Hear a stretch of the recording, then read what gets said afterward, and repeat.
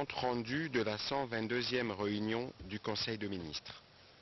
Le président de la République, chef de l'État, Félix Antoine Tshisekedi Tshilombo, a présidé ce vendredi 26 janvier 2024 à la Cité de l'Union africaine, la 122e réunion du Conseil de ministres. 3 points étaient inscrits à l'ordre du jour, à savoir 1. Communication du président de la République, chef de l'État. 2. Points d'information. 3. Approbation d'un relevé des décisions du Conseil de ministres. La communication du président de la République a porté sur 5 points principaux, à savoir 1. De la cérémonie d'investiture et de la continuité des institutions. Évoquant la cérémonie de son investiture en qualité de président de la République démocratique du Congo, intervenue le 20 janvier 2024, le président de la République, chef de l'État, a indiqué que cette cérémonie, qui a clos solennellement l'exercice de son premier mandat confié par le peuple le 24 janvier 2019, vient d'ouvrir la voie à un nouvel horizon dont l'objectif demeure la réalisation d'un Congo plus uni, plus en sécurité et plus prospère. Au milieu d'hôtes de marque venus nombreux, parmi lesquels plus d'une dizaine de chefs d'État et de gouvernement, de représentants de haut niveau et de manière plus générale de la communauté internationale dans sa plus grande diversité, le peuple congolais a une nouvelle fois eu l'occasion non seulement de témoigner de sa maturité et de son hospitalité, mais aussi et surtout de réitérer son adhésion à son projet de société, offre politique lui présentée lors de la campagne électorale. Il a tenu à rappeler l'importance que revêt ces jours pour chacun des membres du gouvernement en cette période transitoire qui précède la constitution du nouveau gouvernement. On sait que, outre le maintien de la concorde et de la cohésion dans l'action gouvernementale, il y a nécessité d'accompagner l'installation des jalons relatifs à la réalisation des 6 engagements et initiatives prioritaires promis aux Congolais. Le président de la République a réitéré ses remerciements à toutes les parties prenantes ainsi que toutes les Congolaises et Congolais sans lesquels cette belle cérémonie d'investiture n'aurait pas été possible. Le deuxième point de la communication du président de la République concerne la redynamisation des structures de régulation du marché de l'emploi. Le président de la République est déterminé à offrir des solutions pragmatiques aux problèmes socio-économiques rencontrés par nos concitoyens, parmi lesquels le chômage.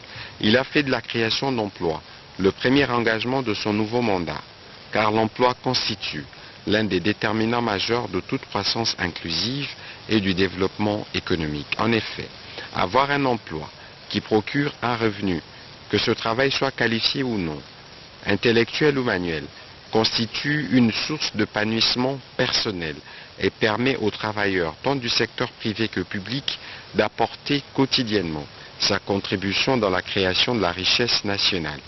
Considérant la nécessité de renforcer la régulation, d'assurer la promotion et l'accompagnement du marché de l'emploi, qui doit faire rencontrer les offres d'emploi et les demandeurs d'emploi, le président de la République a chargé le gouvernement de veiller à la redynamisation des structures publiques d'accompagnement du marché de l'emploi, notamment l'Office national de l'emploi ONEM, afin qu'il devienne réellement la courroie de transmission essentielle des offres et des demandes d'emploi.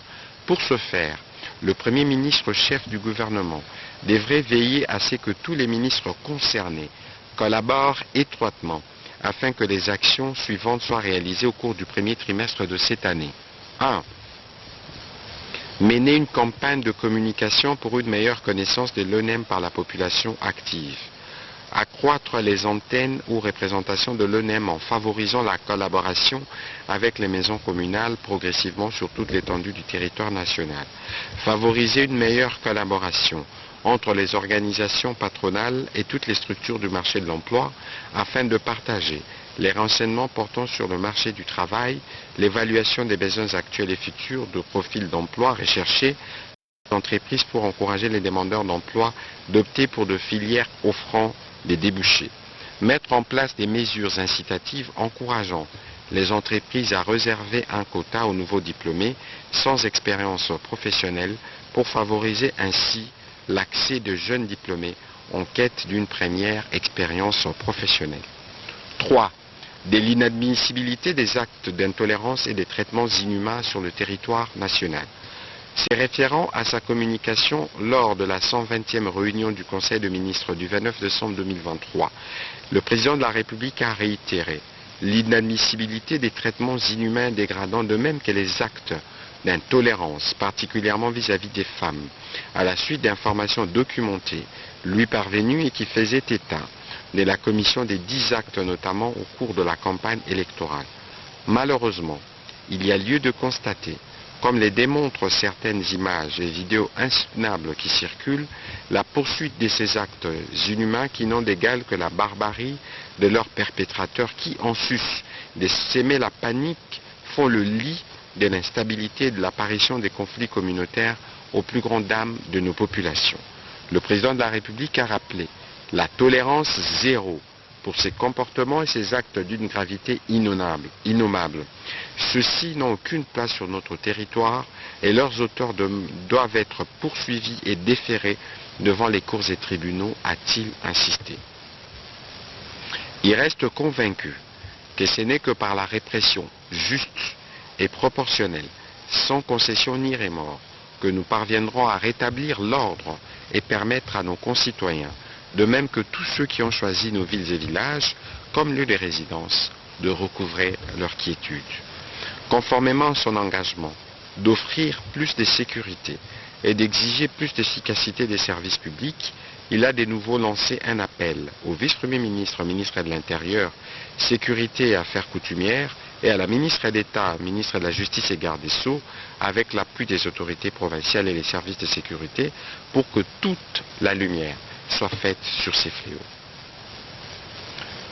Le 4e point de la communication du président de la République a porté sur la journée de la douane.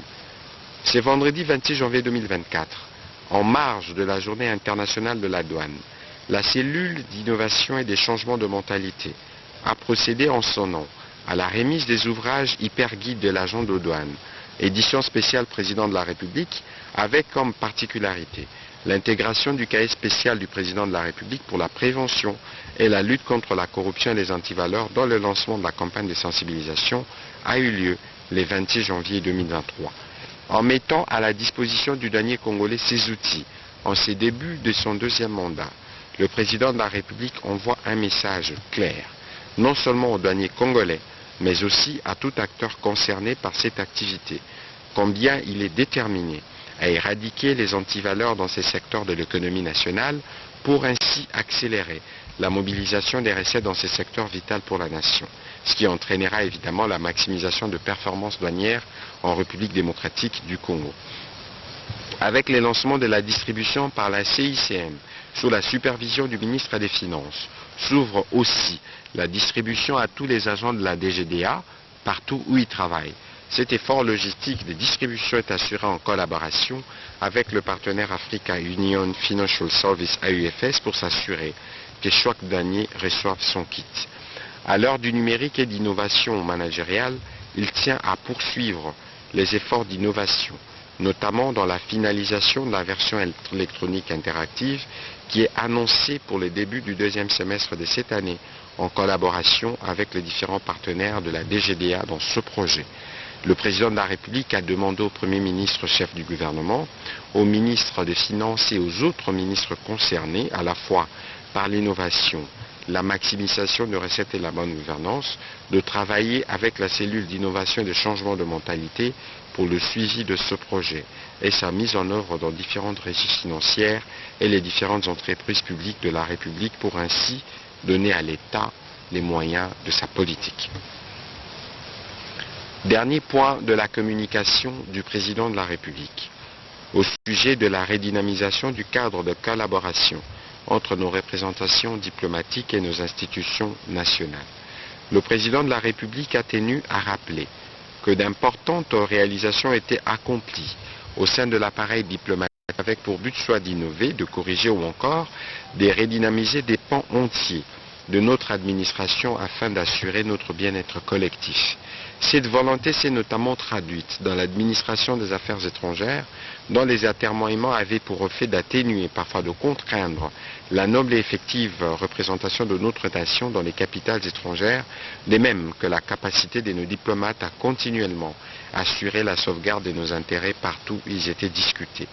Les recommandations de la 12e conférence diplomatique tenue en février 2022 sont en cours d'implémentation, tout comme l'engagement exprimé au cours du Conseil de ministres du 10 novembre 2023 et repris dans son programme quinquennal, c'est lui appelant à la réforme de l'Académie diplomatique congolaise. Le gouvernement a été encouragé à redoubler d'efforts pour donner plus de résultats, notamment pour le maintien d'une bonne collaboration entre nos ambassades et les différentes institutions, administrations, voire services nationaux dont elles se veulent politiquement une émanation à l'étranger.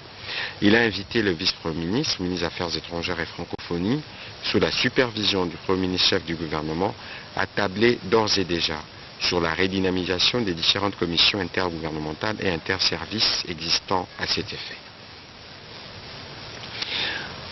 Dans la suite de la communication du président de la République, le Premier ministre chef du gouvernement a commencé par adresser, au nom du gouvernement, ses vives félicitations au président de la République chef de l'État pour sa prestation de serment historique qui a eu lieu à Kinshasa le 20 janvier 2024 devant une vingtaine de chefs d'État et de délégations ainsi que de nombreux invités de marque représentant leurs pays respectifs. Par la présence significative de ces différentes délégations de haut niveau, la mémorable cérémonie du Stade de Martyrs confirme non seulement les dynamismes de notre diplomatie impulsés grâce au leadership du président de la République, mais également la reconnaissance internationale du choix incontesté du peuple congolais sur son auguste personne. Le Premier ministre a également salué la force et la pertinence du discours d'investiture du président de la République qui donne des objectifs clairs pour les nouveaux quinquennats, à savoir 1. La création d'emplois par la promotion de l'entrepreneuriat. 2. La protection du pouvoir d'achat des ménages par la stabilisation du niveau d'inflation et la maîtrise du taux de change. 3. La sécurisation de notre territoire et la préservation de nos intérêts par la restructuration profonde de notre appareil de sécurité et de défense. 4. La diversification de notre économie par la transformation locale de nos produits agricoles et miniers bruts. 5. L'accès aux services de base par la consolidation de la couverture santé universelle, de la gratuité de l'enseignement et des acquis du PEDEL 145 territoires. 6. Enfin, le renforcement de l'efficacité de nos services publics. Ces objectifs prioritaires constituent la référence fondamentale pour le programme d'action du prochain gouvernement. Sur un autre chapitre, le Premier ministre a salué le bon déroulement du processus électoral, processus qui confirme l'ancrage de la culture démocratique dans la vie nationale, avec notamment pour la toute première fois l'organisation des élections au niveau communal. Il a rassuré que le gouvernement continue de suivre les différentes opérations à venir. Pour cela, il a réitéré sa détermination à poursuivre son soutien financier et sécuritaire à la CENI, le soutien financier et sécuritaire du gouvernement à la CENI pour la conclusion de tous les cycles électoraux tels que prévus par le calendrier de la centrale électorale. De la même manière et en toute responsabilité, le gouvernement demeure attentif aux préoccupations des divers ordres exprimés par nos populations pour la bonne tenue de ces scrutins. Au deuxième chapitre du Conseil de ministres de ce jour relatif aux points d'information, le vice-premier ministre, ministre de l'Intérieur, Sécurité et Affaires coutumières, a présenté au Conseil le rapport sur l'état et l'administration du territoire national. Au cours de la semaine qui s'achève, l'état d'esprit de la population est demeuré généralement calme sur l'ensemble du territoire national et a été marqué notamment par l'organisation impeccable de la cérémonie d'investiture du président de la République chef de l'État, par la présence significative et éloquente des chefs d'État africains à la prestation du serment du président de la République chef de l'État réélu pour un second mandat. Au chapitre du banditisme et de la criminalité dans la ville de Kinshasa, le vice-premier ministre a fait part au Conseil de l'ouverture ce vendredi 26 janvier 2024 des audiences publiques foraines en procédure de flagrance dans l'enceinte de son ministère. Cela fait suite des récentes opérations de nos forces de l'ordre qui ont réussi à mettre la main sur plusieurs centaines de délinquants qui terrorisent au quotidien nos paisibles compatriotes. La justice, tant militaire que civile, est à pied d'œuvre. il est question de mettre fin à ces fléaux du banditisme urbain et de la criminalité qui connaissent une courbe ascendante. En complément au rapport du vice-premier ministre, ministre de l'Intérieur, le vice-premier ministre, ministre de la Défense a fait état de la situation opérationnelle du pays sur les différents fronts. Dans les territoires de Rutshuru particulièrement, il a été signalé les recrutements forcés des jeunes par les terroristes M23 RDF, ainsi que la perpétuation des différents assassinats et massacres qui continuent de faire en rencontrant évidemment la résistance de patriotes Wazalendo. Le vice-premier ministre, ministre de la Défense nationale, a rassuré que les forces armées de la République démocratique du Congo restent déterminées à rétablir la paix et la sécurité ainsi que restaurer l'autorité de l'État. Dans la partie ouest, il a été constaté un regain d'activisme des insurgés Yakadi Mobondo. Les causes de la persistance de ce phénomène ont été passées en revue et des dispositions idoines ont été prises quant à ceux. Toujours sur ces chapitres de points d'information, 2 notes relevant du secteur de transport.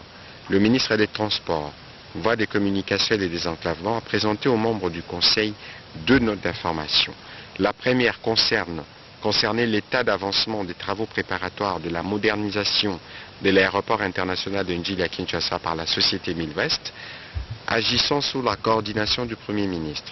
Conformément aux orientations du président de la République données lors de la 97e réunion du Conseil de ministres, le gouvernement a mobilisé une grande expertise pour l'élaboration des instruments juridiques, financiers et techniques, particulièrement pour la conclusion d'un protocole d'accord et la convention de collaboration avec la société turque Milvest. En termes de principaux préalables, il a été accompli à ce jour le désengagement de la société chinoise, attributaire initiale du marché des travaux de modernisation de l'aéroport de Njili, la collecte des données nécessaires à l'étude des faisabilités et autres documents connexes par la société Milvest auprès de la RVA, la validation de la partie congolaise des documents du projet soumis par la société Milvest. Sur ces points précis, l'assistance du cabinet conseil d'avocats HFW basé à Paris dans la revue et la négociation d'un accord portant sur une concession ayant pour objet la modernisation, l'agrandissement, la gestion, l'exploitation et la maintenance de l'aéroport de Kinshasa-Njili a contribué à l'amendement du projet d'accord de collaboration de manière à être le plus équitable possible à partir des observations formulées par les gouvernements et la régie de voies aériennes. Quant au dernier réglage, ils se feront dans le cadre du comité de suivi qui a pour tâche d'assurer l'harmonisation du projet de l'accord de collaboration avec le plan directeur et les études de faisabilité, la validation après amendement du plan directeur et des études de faisabilité, et 3 enfin, la validation du business plan. Le ministre des Transports, voies des communications, a rassuré qu'il n'existe à ce jour aucun obstacle au début des travaux, c'est-à-dire à la cérémonie de la pose de la première pierre qui devrait se faire selon l'agenda du président de la République, chef de l'État. Il a précisé que les nouveaux aéroports et ses dépendances s'étendront sur une superficie de 800 000 m², l'aéroville et la zone cargo sur environ 100 000 m². Quant à la deuxième note, elle était relative à l'évolution satisfaisante de la relance de l'exploitation de la compagnie nationale Congo Airways SA. À ces propos, le ministre des Transports a rassuré que le fonds mis à la disposition de Congo Airways ont permis à la compagnie nationale de prendre en leasing 2 aéronefs des types Boeing 737-800 et de reprendre l'exploitation effective le 21 novembre 2023 avec 6 escales majeures sur 15 habituellement desservies. Les autres escales devant l'être dès la fin du mois de février, avec l'acquisition en location de 3 autres aéronefs Embraer 190 de 90 places, un 3e Boeing 787-800 déjà acquis en location sur fonds propres du fait de l'augmentation de la demande sur le marché. Un Boeing 777-200ER pour le long courrier est également en cours des négociations. La pérennisation de cette relance se fera grâce à la mise à disposition de la dotation gouvernementale en faveur de Congo Airways SA pour permettre la réalisation de perspectives à court terme au plan national, régional et continental. Le Conseil a pris acte de ces 2 notes d'information. 6. Situation des inondations à Kinshasa et dans 15 autres provinces. Le ministre de la Santé publique, Hygiène et Prévention a fait le point de la situation des inondations à Kinshasa et dans 15 autres provinces du pays. En effet, des inondations meurtrières ont été signalées récemment dans plusieurs agglomérations, les lots des principaux cours d'eau du pays. Le monitoring réalisé par le mécanisme de veille humanitaire a confirmé ces alertes et la situation des inondations allant de la période de novembre 2023 à janvier 2024 qui a touché 72 territoires dans 16 provinces du pays. 282 665 ménages ont été touchés, 221 compatriotes ont perdu la vie et 625 cas des blessés ont été répertoriés et pris en charge. Quant aux dégâts d'infrastructures des bases, il a été dénombré 67 519 maisons, 1528 écoles, 267 établissements de soins de santé, 211 marchés, 146 routes endommagées. Les provinces de l'Équateur, du Sud-Bangui, de Kinshasa, de la Chopo sont les plus touchées par ces inondations. La ville de Kinshasa est aussi affectée d'une manière particulière et dramatique. La cité du fleuve est sous eau, plusieurs quartiers sont inondés suite à la montée excessive des eaux du fleuve Congo et ses nombreuses rivières qui jonchent la ville, quartier Mososo Ndanou dans la commune de Limete, quartier Bichakuchaku à Barumbu. À côté de ces inondations, les alertes des glissements des terrains à la suite des pluies diluviennes et des cas de naufrage ont été remontés. Les glissements des terrains ont été notifiés à Bukavu, à Kamituga dans les sites Kivu, à Kananga dans la province du Kasaï central, à Kamonia dans la province du Kasaï et à Matadi dans la province du Congo central. Les évaluations des risques des urgences de santé publique ont mentionné que 16 sur 26 provinces du pays ont un risque élevé.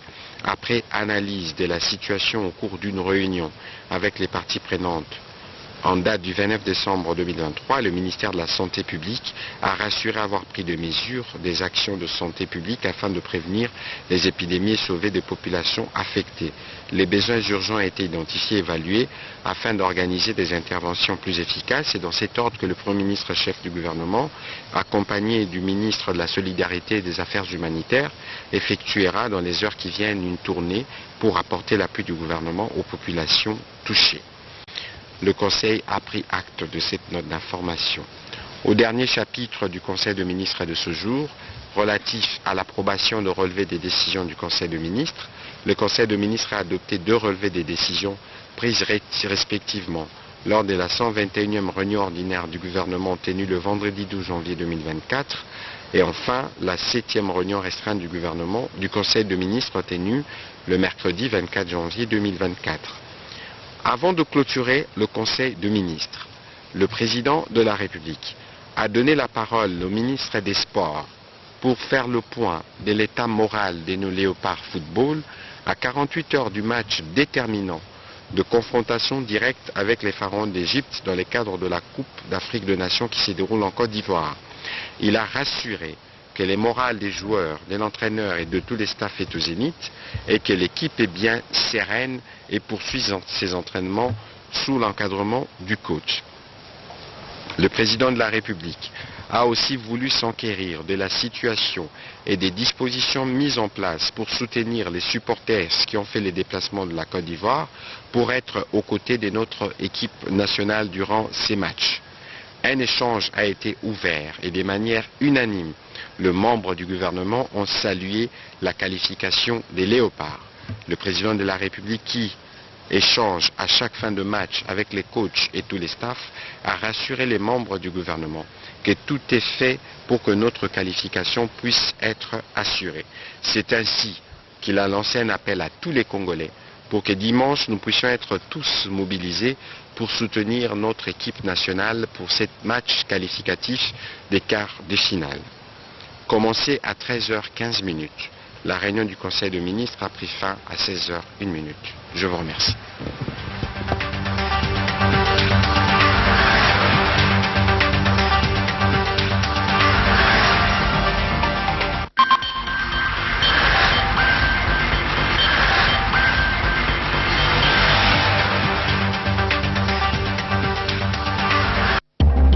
À l'ère du numérique, la communication demeure encore au centre de la vie. La radio-télévision nationale congolaise reste le vecteur de l'unité nationale. les informations sur l'actualité de la République démocratique du Congo, d'Afrique et du monde, la culture, le sport, mais aussi les grands événements en direct sur la radio-télévision nationale congolaise. Les infos de dernière minute sur toute l'étendue du territoire national et partout ailleurs sur tous vos écrans.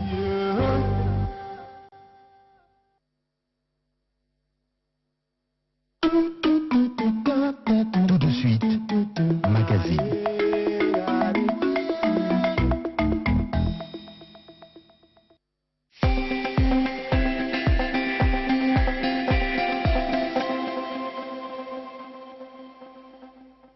Merci de nous rejoindre dans ce grand plateau. Mesdames, Messieurs, bonsoir. Aujourd'hui, nous allons décrypter les discours d'investiture du président de la République, Félix Antoine Tshisekedi Tshilombo. Vous le savez, le 20 janvier 2024, il a prêté serment devant la Cour constitutionnelle et aussi devant un parterre d'invités, parmi eux le chef d'État de la région. Une vingtaine de chefs d'État a effectué le déplacement vers Kinshasa pour assister à cette importante cérémonie organisée au stade des Martyrs de la Pentecôte. Ce stade qui a été construit, vous le savez, en 1988, a refoulé du monde parce que c'était plein à craquer.